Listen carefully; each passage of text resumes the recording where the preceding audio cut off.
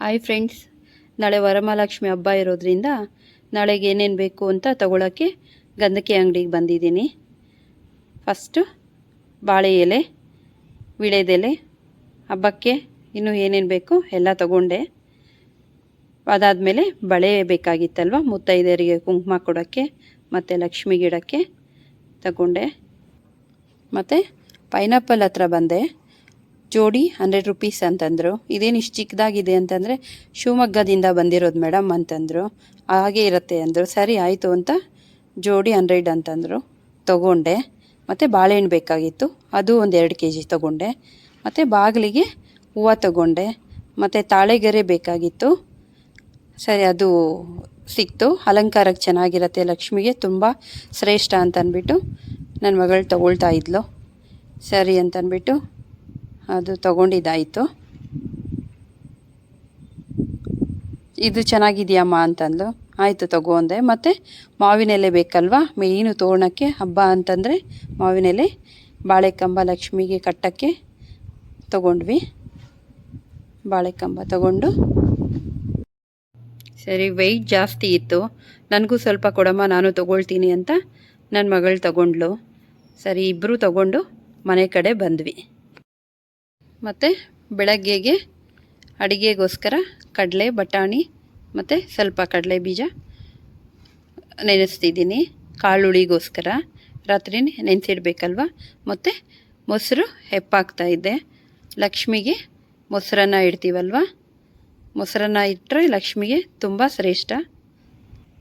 ರಾತ್ರಿನೇ ದೇವ್ರ ಸಾಮಾನೆಲ್ಲ ನೀಟಾಗಿ ವಾಶ್ ಮಾಡಿಕೊಂಡು ಅರಿಶಿನ ಕುಂಕುಮ ಫೋಟೋಗೆಲ್ಲ ಇಡಬೇಕು ಅಂತ ಅರಿಶಿನ ಎಲ್ಲ ಕಲಿಸ್ಕೊಡ್ತಾ ಇದ್ದೀನಿ.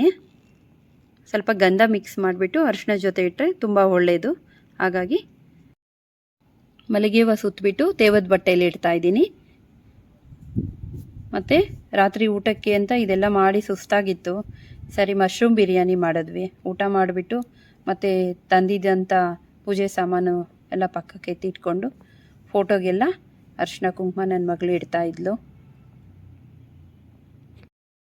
ಬಾಗಿಲಿಗೆ ಸ್ವಸ್ತಿಕ್ಕು, ತ್ರಿಶೂಲ, ಓಂಕಾರ ಅದನ್ನು ಬರೆದ್ರೆ ತುಂಬ ಒಳ್ಳೆಯದು. ಅದಕ್ಕೋಸ್ಕರ ನಾನು ಯಾವಾಗಲೂ ಆ ಥರ ಅರಿಶಿನದಲ್ಲಿ ಬರೆದಿರ್ತೀನಿ.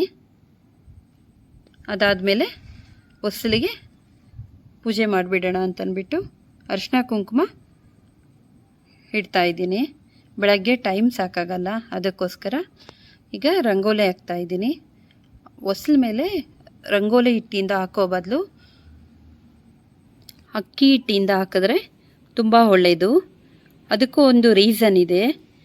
ಮನೆ ಮುಂದೆ ಇರುವೆ ಆ ಥರ ಚಿಕ್ಕ ಚಿಕ್ಕ ಪ್ರಾಣಿ ಬರ್ತಾವಲ್ಲ, ಅವುಗಳಿಗೆ ಆಹಾರ ಥರ ಸಿಗಲಿ ಅಂತಂದ್ಬಿಟ್ಟು ಅಕ್ಕಿ ಹಿಟ್ಟಿಂದ ಹಾಕಬೇಕು ಅಂತ ದೊಡ್ಡೋರು ಹೇಳ್ತಾರೆ. ಅದು ಮನೆ ಮುಂದೆ ರಂಗೋಲಿದೊಂದು ಸ್ಟಿಕ್ಕರ್ ಅಂಟಿಸಿದೆ.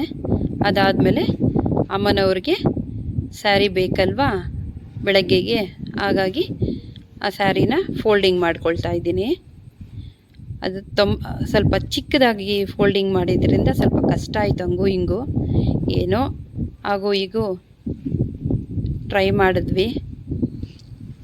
ಲಾಸ್ಟ್ ಇಯರ್ ಎಲ್ಲ ಬೇರೆ ಥರ ಉಡಿಸಿದ್ವಿ. ಈಗ ನೋಡೋಣ ಅಂತಂದ್ಬಿಟ್ಟು ಯೂಟ್ಯೂಬಲ್ಲಿ ಬೇರೆ ಥರ ನೋಡಿದ್ದೆ ನಾನು. ಚೆನ್ನಾಗಿತ್ತು, ಇಷ್ಟ ಆಯಿತು. ಸರಿ, ಇದನ್ನು ಟ್ರೈ ಮಾಡೋಣ ಅಂತಂದ್ಬಿಟ್ಟು ಫಸ್ಟ್ ಟೈಮು ಈ ಡಿಸೈನ್ನ ಟ್ರೈ ಮಾಡ್ತಾ ಇರೋದ್ರಿಂದ ಸ್ವಲ್ಪ ಕಷ್ಟ ಆಯಿತು. ಅದರಿಂದ ನೀಟಾಗಿ ಫೋಲ್ಡಿಂಗ್ ಮಾಡಿಕೊಂಡು, ವರಮಹಾಲಕ್ಷ್ಮಿ ಹಬ್ಬ ಅಂತಂದರೆ ಹೆಣ್ಮಕ್ಳಿಗೆ ಏನೋ ಒಂದು ಖುಷಿ. ಅವ್ರಿಗೆ ನಿದ್ದೆನೂ ಬೇಕಾಗಿರಲ್ಲ. ಆಲ್ರೆಡಿ ರಾತ್ರಿ 1:30 ಆಗಿದೆ. ಸರಿ, ಇದು ಸ್ಯಾರಿ ಫೋಲ್ಡಿಂಗ್ ಮಾಡಿಬಿಟ್ಟು ಸ್ವಲ್ಪ ಒಂದು 2 ಅವರ್ ಆದರೂ ಮಲ್ಕೊಳ್ಳೋಣ ಅಂತ ನಾನು ನನ್ನ ಮಗಳು ಮಾತಾಡ್ತಿದ್ವಿ. ಸ್ವಲ್ಪ ಅರ್ಧ ಫೋಲ್ಡಿಂಗ್ ಆಯಿತು, ಅದಕ್ಕೆ ಕ್ಲಿಪ್ಸ್ ಹಾಕ್ಕೊಂಡ್ವಿ. ಈ ಕಲರ್ ಕಾಂಬಿನೇಷನ್ ಸ್ಯಾರಿ ನನ್ನ ಹತ್ರ ಇರಲಿಲ್ಲ. ತುಂಬ ದಿನದಿಂದ ಅಂದ್ಕೊಂಡಿದ್ದೆ ಈ ಕಲರ್ ಕಾಂಬಿನೇಷನ್ ತಗೋಬೇಕು ಅಂತ. ಅದಕ್ಕೋಸ್ಕರ ಹುಡ್ಕೊಂಡು ಚಿಕ್ಕಪೇಟೆಗೆ ಹೋಗಿದ್ದೆ. ಮತ್ತು ಪಲ್ಲುದು ಫೋಲ್ಡಿಂಗ್ ಮಾಡ್ಕೊಳ್ತಾ ಇದ್ದೀನಿ. ಅದು ಸ್ಯಾರಿ ಹೊಸದ್ರಿಂದ ಆಗಿರೋದ್ರಿಂದ ಸ್ವಲ್ಪ ಕಷ್ಟ ಆಯಿತು. ಅದಕ್ಕೋಸ್ಕರ ಫೋಲ್ಡಿಂಗ್ ಮಾಡಿಕೊಂಡು ಅಲ್ಲಲ್ಲಿ ಬಟ್ಟೆ ಕ್ಲಿಪ್ಸ್ ಹಾಕ್ಸ್ಕೊಂಬಂದೆ. ತುಂಬ ಸ್ವಲ್ಪ ನನಗೆ ಇದು ಕಷ್ಟನೇ ಅನ್ನಿಸ್ತು. ಯಾಕಂದರೆ ಈ ಥರ ನಾನು ಟ್ರೈ ಮಾಡಿರಲಿಲ್ಲ. ಬೆಳಗ್ಗೆ 4 ಗಂಟೆಗೆ ಎದ್ದೋಳೋಣ ಅಂದರೆ ನೋಡಿದ್ರೆ 6:30 ಆಗೋಗಿತ್ತು. ಸರಿ ಆಯಿತು, ಬೇಗ ಸ್ನಾನ ಮಾಡಿಕೊಂಡು ಫಸ್ಟು ತೋರಣ ಕಟ್ಕೊಳ್ಳೋಣ ಅಂತ ಅಂದ್ಬಿಟ್ಟು ತೋರಣ ರೆಡಿ ಮಾಡ್ತಾಯಿದ್ವಿ. ತೋರಣ ಆಗಲಿಲ್ಲ ಅಂತಂದ್ಬಿಟ್ಟು ಆ ಕಡೆ ಈ ಕಡೆ ತುದೀಲಿ ಸಿಕ್ಕಿಸ್ಬಿಟ್ಟು ಹೂವು ಕಟ್ಬಿಟ್ಟು ಹೊಸಲದ್ದು ಪೂಜೆ ಮಾಡಿದ್ವಿ ಫಸ್ಟು. ಮತ್ತು ಅಮ್ಮನವ್ರನ್ನ ಕೂರ್ಸೋಕ್ಕೆ ಅಂತ ಅಂದ್ಬಿಟ್ಟು ನನ್ನ ಮಗಳ ಟೇಬಲೆಲ್ಲ ಕ್ಲೀನ್ ಮಾಡ್ತಿದ್ಲು. ಕ್ಲೀನ್ ಮಾಡಾದಮೇಲೆ ಅದು ನಾನು ಮೀಶೋಯಿಂದ ಗ್ರೀನ್ ಮ್ಯಾಟ್ ನಾನು ಬುಕ್ ಮಾಡಿದ್ದೆ. ನಾನು ದೊಡ್ಡದಾಗಿ ಬರುತ್ತೆ ಅಂದ್ಕೊಂಡ್ರೆ ಅದು ಚಿಕ್ಕದಾಗಿ ಬಂದಿತ್ತು. ಸರಿ ಆಯಿತು ಅಂತ ಅಂದ್ಬಿಟ್ಟು ಅದ್ರ ಮೇಲೆ ಹಾಕ್ಬಿಟ್ಟು ಹಣ್ಣೆಲ್ಲ ತಟ್ಟೆಲೆಲ್ಲ ಜೋಡಿಸ್ಕೊಂಡ್ವಿ. ಆಮೇಲೆ ಕಳಶಕ್ಕೆ ತೆಂಗಿನಕಾಯಿಗೆ ಅರಿಶಿನ ಎಲ್ಲ ನೀಟಾಗಿ ಇಟ್ಕೊಂಡೆ. ಸ್ವಲ್ಪ ಗ್ಯಾಪ್ ಇರಬಾರ್ದು ತೆಂಗಿನಕಾಯಿಗೆ, ಅದಕ್ಕೋಸ್ಕರ ನೀಟಾಗಿ ಅರಿಶಿನ ಇಟ್ಕೊಂಡು ಕುಂಕುಮ ಇಟ್ಟೆ. ತೆಂಗಿನಕಾಯಿ ನನ್ನ ಕಳಶಕ್ಕೆ ಚೆನ್ನಾಗಿರೋದು ಸಿಕ್ತು, ತುಂಬ ಚೆನ್ನಾಗಿದೆ. ಅದಾದಮೇಲೆ ವೀಳ್ಯದೆಲೆ ಬೇಕಲ್ವಾ, ಕೆಲವರು 9 ವೀಳ್ಯದೆಲೆ ಇರ್ತಾರೆ. ನಾನು ನೋಡಿದೆ 9 ಇಡೋಣ ಅಂತಂದರೆ 9 ಚೆನ್ನಾಗಿರಲಿಲ್ಲ. ಅದಕ್ಕೆ ಸರಿ ಬಿಡು 5 ಇಡೋಣ ಸಾಕು ಅಂತಂದ್ಬಿಟ್ಟು ಒಂದು 5 ವೀಳ್ಯದೆಲೆ ತೊಗೊಂಡೆ. ಕಳಶಕ್ಕೆ ಚಿಕ್ಕದೊಂದು ಬಿಂದಿಗೆ ತೊಗೊಂಡೆ. ಆ ಬಿಂದಿಗೆ ತುಂಬ ನೀರು ಹಾಕ್ಬಿಟ್ಟು ಅದಕ್ಕೆ ಅರಿಶಿನ ಕೊಂಬು ಹಸಿ ದಾರ ಕಟ್ಬಿಟ್ಟು ಬಿಂದಿಗೆಗೆ ಕಟ್ಕೊಂಡೆ. ಅದಾದಮೇಲೆ ಅದರೊಳಗಡೆಗೆ ಅರಿಶಿಣ, ಕುಂಕುಮ ಮತ್ತು ಕೆಲವರು ಅಕ್ಕಿ ಹಾಕ್ತಾರೆ. ನಾನು ನೀರು ತುಂಬಿಸಿದ್ದೀನಿ.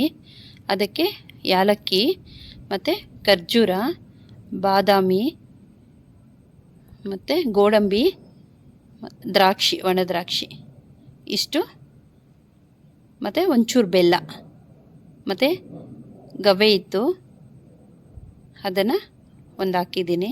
ಮತ್ತು ಕಳಶಕ್ಕೆ ವೀಳ್ಯದೆಲೆಯನ್ನು ಇಟ್ಕೊಳ್ತಾ ಇದ್ದೀನಿ. ಮತ್ತು ತೆಂಗಿನಕಾಯಿಗೆ ಅರಿಶಿನ ಎಲ್ಲ ಹಚ್ಬಿಟ್ಟಿಟ್ಟಿದ್ನಲ್ವ, ಅದನ್ನು ಕೂರಿಸ್ತಾ ಇದ್ದೀನಿ.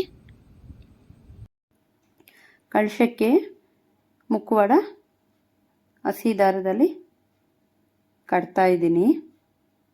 ಅದಾದಮೇಲೆ ಸೀರೆ ಉಡಿಸ್ಬೇಕಾಗಿದೆಯಲ್ಲ, ಅದಕ್ಕೆ ನಾನೊಂದು ಬಾಕ್ಸ್ ತೊಗೊಂಡಿದ್ದೀನಿ. ಬಾಕ್ಸ್ ಒಳಗಡೆ ಸ್ವಲ್ಪ ಅಕ್ಕಿ ಹಾಕಿದ್ದೀನಿ, ವೆಯ್ಟ್ ತಡಿಬೇಕು ಅಂತಂದ್ಬಿಟ್ಟು. ಸ್ಯಾರಿ ಫೋಲ್ಡಿಂಗ್ನೆಲ್ಲ ಓಪನ್ ಮಾಡಿಬಿಟ್ಟು ಕ್ಲಿಪ್ಸ್ ಹಾಕಿಟ್ಕೊಂಡಿದ್ನಲ್ವ, ಅದನ್ನು ಒಂದೊಂದನೇ ರಿಮೂವ್ ಮಾಡಿಕೊಂಡು ಮತ್ತು ಅದರ ಮೇಲೆ ಒಂದು ಪ್ಲೇಟ್ ಇಟ್ಬಿಟ್ಟು ಪ್ಲೇಟಲ್ಲಿ ಒಂದು ಗ್ಲಾಸ್ ತುಂಬ ಅಕ್ಕಿ ಹಾಕಿಟ್ಕೊಂಡೆ. ಮತ್ತು ಕಳಶ ಅದ್ರ ಮೇಲೆ ಇಟ್ಬಿಟ್ಟು ಮತ್ತು ಆ ಬಿಂದಿಗೆ ಕವರ್ ಆಗಲಿ ಅಂತ ಹೊಸ ಬ್ಲೌಸ್ ಪೀಸ್ ಒಂದು ಅದನ್ನು ಫೋಲ್ಡ್ ಮಾಡಿ ಹಿಂದೆ ಗುಂಡು ಪಿನ್ನಿಂದ ಅದನ್ನು ಹಾಕ್ಕೊಂಡು ಮತ್ತು ಸೀರೆ ಪಲ್ಲು ಹಾಕ್ಬಿಟ್ಟು ಅಮ್ಮನವರ ಅಲಂಕಾರ ರೆಡಿ ಆಯಿತು. ಮತ್ತು ನೈವೇದ್ಯಕ್ಕೆ ರೆಡಿ ಮಾಡಿಕೊಂಡು ಅದಾದಮೇಲೆ ಆ ಕಡೆ ಈ ಕಡೆ ಬಾಳೆಕಂಬು ಕಟ್ಕೊಂಡ್ವಿ. ಮತ್ತು ಒಬ್ಬಟ್ಟಿಗೆ ಹಿಟ್ಟು ಕಲಿಸ್ಕೋಬೇಕಾಗಿತ್ತು. ಮೈದಾನೂ ಸ್ವಲ್ಪ ಚಿರೋಟಿ ರವೆ 2 ಹಾಕ್ಬಿಟ್ಟು ಹಿಟ್ಟು ಕಲಿಸ್ಕೊಂಡೆ. ಅದಾದಮೇಲೆ ಬೇಳೆ ಬೇಯಿಸ್ಕೊಂಡಿದ್ದೆ. ಬೇಳೆಗೆ ಸ್ವಲ್ಪ ಬೆಲ್ಲ ಒಂಚೂರು ಪಾಕ ಬರೋ ಥರ ತೊಗೊಂಡು ಒಂದು ಹಸಿ ತೆಂಗಿನಕಾಯಿ ಒಂದು ಹಾಕ್ಬಿಟ್ಟು ಅದನ್ನು ಪಕ್ಕಕ್ಕಿಟ್ಟು, ಮತ್ತು ಅಮ್ಮನಿಗೆ ನೈವೇದ್ಯಕ್ಕೆ ಅಂತಂದ್ಬಿಟ್ಟು ಸ್ವಲ್ಪ ಚಿತ್ರಾನ್ನ, ಸ್ವಲ್ಪ ಮೊಸರನ್ನ, ಪುಳಿಯೋಗರೆ ಮತ್ತು ಕಡಲೆಕಾಳು ಇಷ್ಟು ನೈವೇದ್ಯಕ್ಕೆ ಇಷ್ಟೇ ಸಾಕು. ಇದೆಲ್ಲ ಇದೆಯಲ್ವಾ ಅಂತಂದ್ಬಿಟ್ಟು ಒಬ್ಬಟ್ಟು ಸಾಯಂಕಾಲ ಮಾಡ್ಕೊಳ್ಳೋಣ ಅಂತಂದ್ಬಿಟ್ಟು ಪಕ್ಕಕ್ಕೆ ಇಟ್ಟೆ. ಮತ್ತು ಪೂಜೆಗೆ ಲೇಟ್ ಆಗುತ್ತೆ ಅಂತಂದ್ಬಿಟ್ಟು ಮತ್ತು ಹಸಿ ದಾರದಲ್ಲಿ ಕೈಗೆ ಕಟ್ಕೋಬೇಕಾಗಿತ್ತಲ್ವ, ಅದಕ್ಕೆ 9 ಎಳೆ ದಾರ ತೊಗೊಂಡಿದ್ದೀನಿ, 9 ಮುಡಿ ಹಾಕಿದ್ದೀನಿ. ಮಧ್ಯದಲ್ಲಿ ಒಂದು ಹೂವು ಕಟ್ಟಿಬಿಟ್ಟು ಲಕ್ಷ್ಮಿಗೊಂದು, ನನಗೊಂದು, ನನ್ನ ಮಗಳಿಗೊಂದು 3 ದಾರ ರೆಡಿ ಮಾಡಿಟ್ಟಿದ್ದೀನಿ. ನನ್ನ ಮಗಳು 9 ಇದೆಯಮ್ಮ ನೋಡೋಣ ಇರು ಅಂತಂದ್ಬಿಟ್ಟು ಅದನ್ನು ನೀಟಾಗಿ ಲೆಕ್ಕ ಹಾಕಿದ್ಲು. ಆಯಿತು 9 ಇದೆ ಅಂತ ಹೇಳಿದ್ಲು. ಸರಿ, ಈಗ ಪೂಜೆಗೆ ದೀಪಕ್ಕೆಲ್ಲ ಎಣ್ಣೆ ಬತ್ತಿ ಹಾಕ್ಕೊಂಡು ಪೂಜೆ ಮಾಡ್ತಾಯಿದ್ದೀವಿ. ನನಗಂತೂ ತುಂಬ ಇಷ್ಟ ಆಯಿತು ಈ ಸರಿ ಅಲಂಕಾರ, ತುಂಬ ಚೆನ್ನಾಗಿ ಬಂದಿದೆ. ಆ ಕಡೆ ದೀಪ ನಾನು ಅಂಟಿಸ್ತೀನಮ್ಮ ಅಂತಂದ್ಲು ನನ್ನ ಮಗಳು.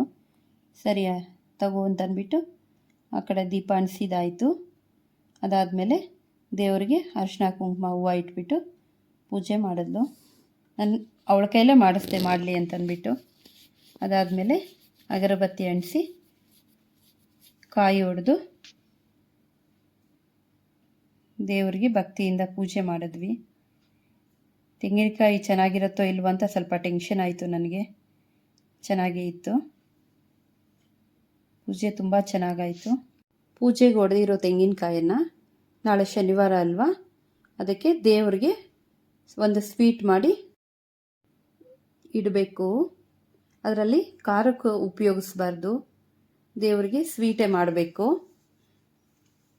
ಪೂಜೆ ಮಾತ್ರ ತುಂಬ ಚೆನ್ನಾಗಾಯಿತು. ಲಾಸ್ಟಲ್ಲಿ ದೇವರಿಗೆ ಇಟ್ಟಿದ್ದಂಥ ಕಂಕಣನ ದೇವ್ರಿಗೆ ಇಟ್ಬಿಟ್ಟು ನಾವಿಬ್ಬರು ಕೈಗೆ ಕಟ್ಕೊಂಡ್ವಿ.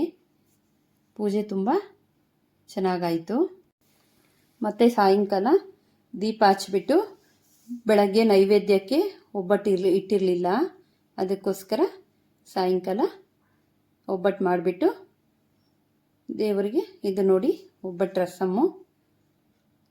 ಕೆಲವರೆಲ್ಲ ಒಬ್ಬಟ್ಟು ಸಾರು ಅಂತ ಮಾಡ್ತಾರೆ. ಈಗ ಸಾಯಂಕಾಲ ಪೂಜೆ ಆಗ್ತಾಯಿದೆ. ನನ್ನ ಮಗಳೇ ಪೂಜೆ ಮಾಡಿದ್ಲು. ದೇವರಿಗೆ ನೈವೇದ್ಯ ಒಬ್ಬಟ್ಟು ಇಟ್ಬಿಟ್ಟು ಪೂಜೆ ಮಾಡಿ, ಇನ್ನು ಸಾಯಂಕಾಲ ಗೊತ್ತಿರೋದೆ ಅಲ್ವಾ, ಪೂಜೆ ಆದಮೇಲೆ ಒಬ್ಬೊಬ್ಬರೇ ಅರಿಶಿನ ಕುಂಕುಮಕ್ಕೆ ನಮ್ಮ ಮನೆಗೆ ಬನ್ನಿ ಅಂತ ಕರೀತಾರೆ. ನಾವು ನಮ್ಮ ಮನೆಗೆ ಕುಂಕುಮಕ್ಕೆ ಬನ್ನಿ ಅಂತ ನಾವು ಹೋಗಿ ಕರಿತೀವಿ. ಅದೊಂದು ಉಳ್ಕೊಂಡಿದೆ. ಸರಿ, ನನ್ನ ಮಗಳಿಗೆ ಹೇಳ್ತಿದ್ದೆ ಪೂಜೆ ಮಾಡಿಬಿಟ್ಟು ಹೋಗ್ಬಿಟ್ಟು ಎಲ್ಲರನ್ನೂ ಕುಂಕುಮಕ್ಕೆ ಕರೆದು ಬಾಮ್ಮ ಅಂತಂದ್ಬಿಟ್ಟು. ಎಲ್ಲರೂ ಕುಂಕುಮಕ್ಕೆ ಬಂದೋದ್ರು. ಅದಾದಮೇಲೆ ರಾತ್ರಿ ಆರತಿ ಮಾಡಿಬಿಟ್ಟು ಕಳಶ ಸ್ವಲ್ಪ ಕದಲಿಸ್ಬೇಕಲ್ವಾ, ಅದು ಮಾಡಿದ್ದಾಯಿತು. ಈ ವಿಡಿಯೋ ನಿಮ್ಗೆ ಇಷ್ಟ ಆಯಿತು ಅಂದರೆ ಸಬ್ಸ್ಕ್ರೈಬ್ ಮಾಡಿ, ಸಪೋರ್ಟ್ ಮಾಡಿ, ಶೇರ್ ಮಾಡಿ, ಲೈಕ್ ಮಾಡಿ.